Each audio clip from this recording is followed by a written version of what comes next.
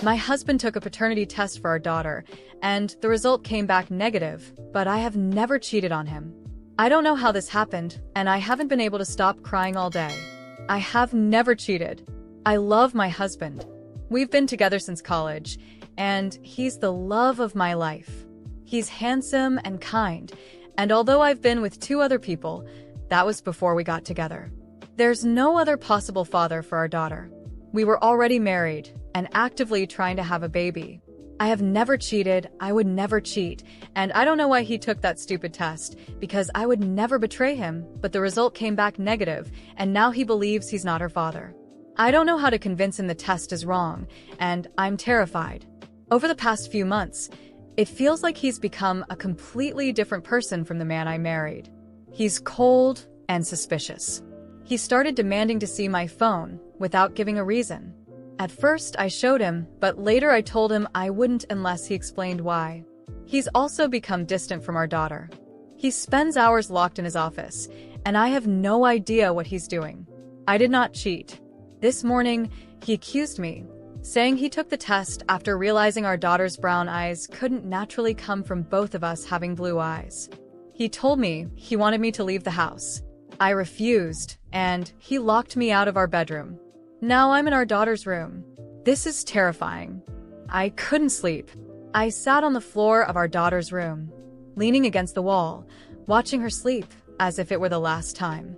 My mind was a whirlwind of thoughts and emotions. He really believes I cheated on him. How could he think that about me? Were all the times he said he loved me, that we were a family, that he trusted me, all lies? Does he truly think I'm capable of such a low betrayal? Me?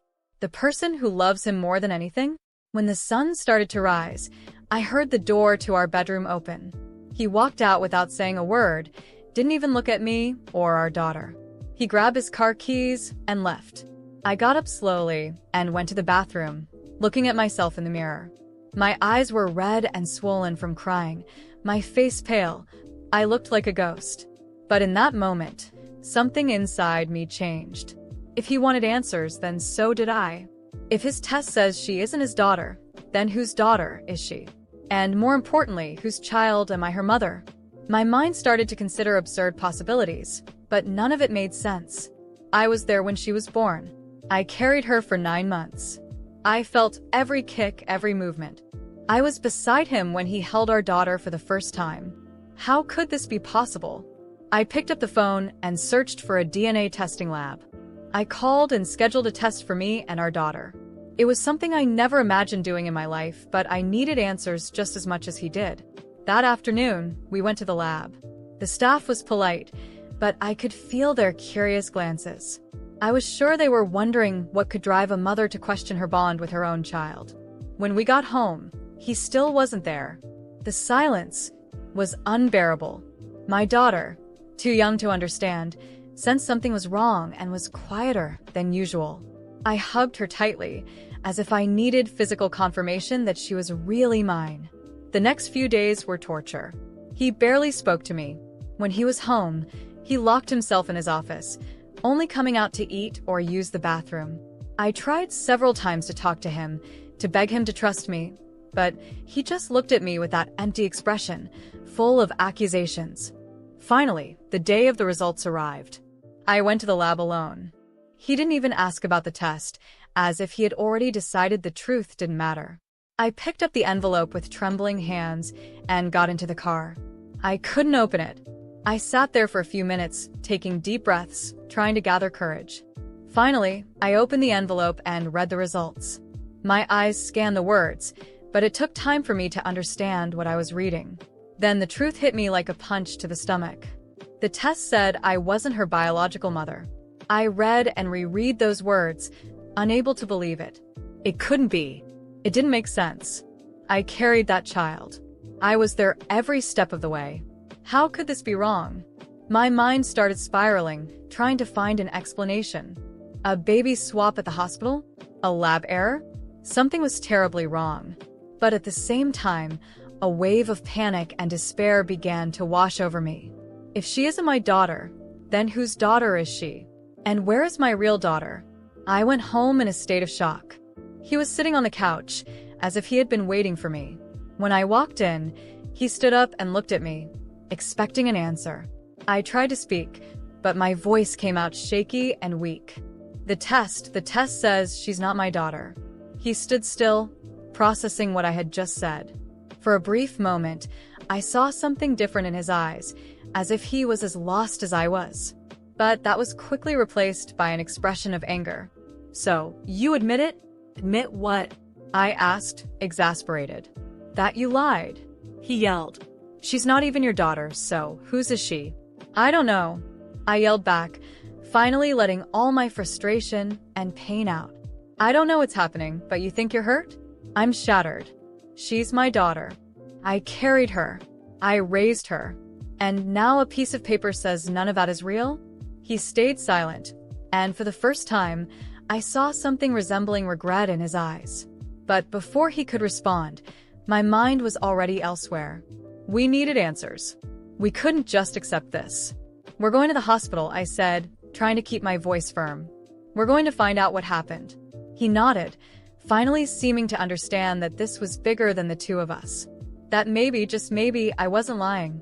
But even as we made plans to uncover the truth, a cruel doubt continued to eat away at my heart. What would happen to our family once we finally discovered what had really happened? My life was in shambles, but staying frozen in the chaos wasn't an option. I needed answers. The idea that my daughter could have been switched at birth began to take shape, a terrible yet plausible possibility. However, the hospital was evasive, making it nearly impossible to get any information. With no other choice, I turned to the press. The newspapers picked up my story immediately. It was too shocking to ignore. A mother discovers, after a DNA test, that the daughter she raised for 3 years might not be hers. The response was instant. Reporters were calling constantly for details, and the public pressure on the hospital intensified quickly. After weeks of investigation by journalists and lawyers, a lead finally emerged. Another woman, Clara, had given birth at the same time and in the same hospital as me.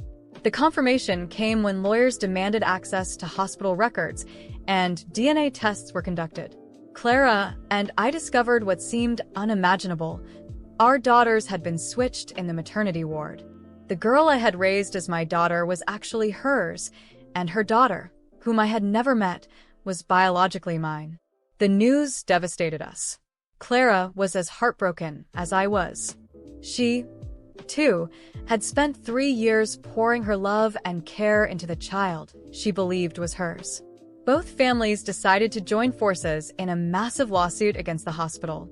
The negligence was undeniable, and the idea that such a grave mistake had gone unnoticed for years only fueled public outrage. The lawsuit was long and exhausting, but we ultimately won. The hospital was ordered to pay millions of dollars in damages to both families. However, no amount of money could undo the emotional and psychological damage caused by their mistake. The sense of victory was overshadowed by the judge's next devastating decision. He ordered that each mother return her biological child. The news hit like a bombshell. I couldn't imagine giving up the girl I had raised as my daughter, who called me mom, who had been the center of my world for 3 years. At the same time, a part of me longed to know my biological daughter. It felt like my heart was being torn in two, and no choice I made could bring me peace. Clara was in an equally impossible position. Supervised meetings began with social workers to help the girls get to know their biological mothers. The first time I saw my biological daughter, I felt a lump in my throat. She was beautiful, with eyes that resembled mine. But she was a stranger to me. At the same time, the thought of being separated from the girl I had called my daughter for 3 years was unbearable. The following weeks were an emotional torment. My husband, who had been cold and distrustful throughout this entire ordeal, started acting as though he wanted to make amends. He tried to comfort me, but I no longer had the strength to pretend everything was okay. Every decision we faced felt wrong. One particularly quiet night, I finally looked at him and said, "I can't do this anymore. I want a divorce." He was stunned, trying to argue, but I wouldn't let him continue. "You destroyed me with your accusations. You chose to blame me before even considering that I was suffering as much as you were.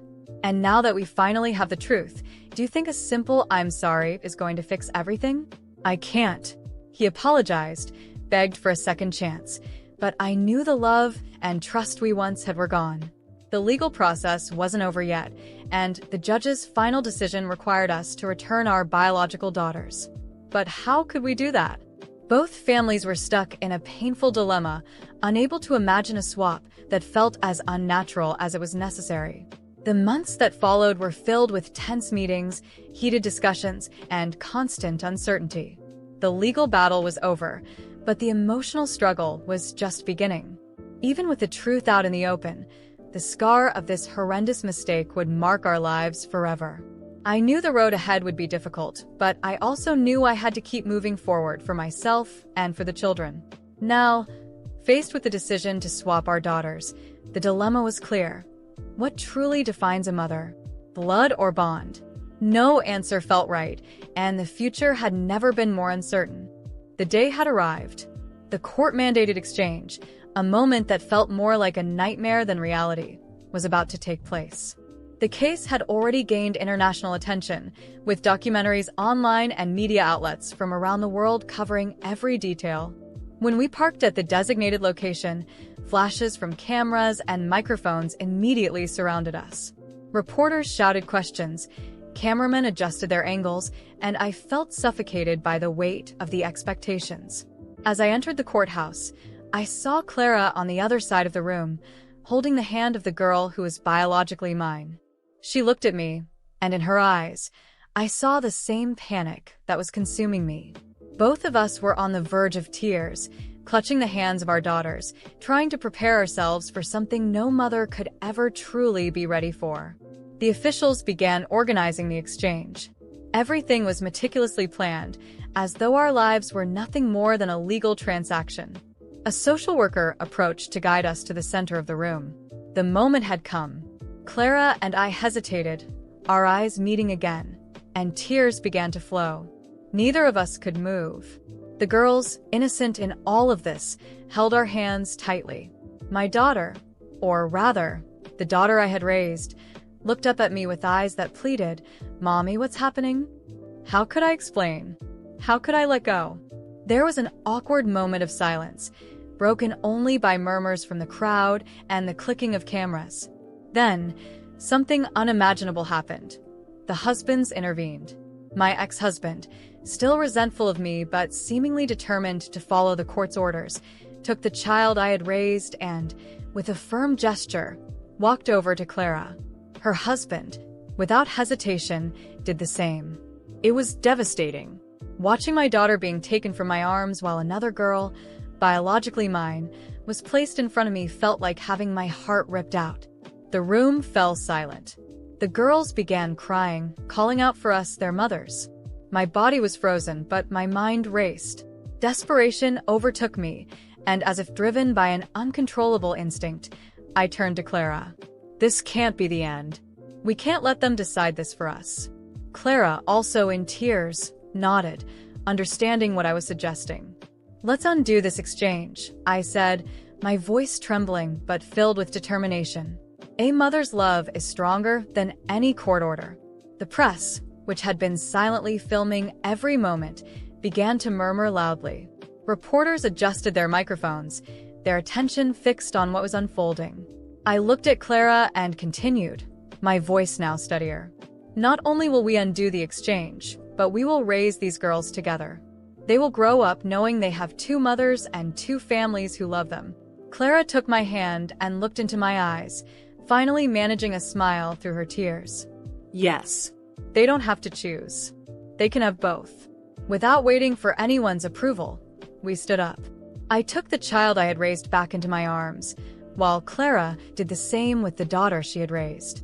The tears of sorrow turned into tears of relief, and for the first time in months, I felt like we were doing the right thing. The husbands tried to argue, but it didn't matter anymore.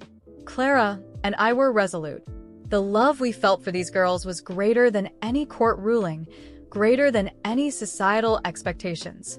The reporters captured every moment, and before we knew it, The courtroom was in chaos. We went home together, with both girls by our sides. Sitting down, we discussed how this new dynamic would work. We decided the girls would have 2 homes, 2 mothers, and constant access to one another. Clara and I promised never to let anyone separate them again. The documentaries and news reports gained new chapters. People around the world watched as we, 2 women divided by a terrible mistake, turned a tragedy into an act of love and unity. And so, a new chapter began. The girls, despite their young age, seemed to understand that something bigger had happened. They laughed and played together, as if they knew they now had something more, a sister by heart, someone who would always be by their side. What had seemed like the most painful ending became a new beginning, and Clara and I moved forward, confident that we had made the right choice. After all, a mother's love transcends any court decision, and together, we created something stronger than any ruling, a family.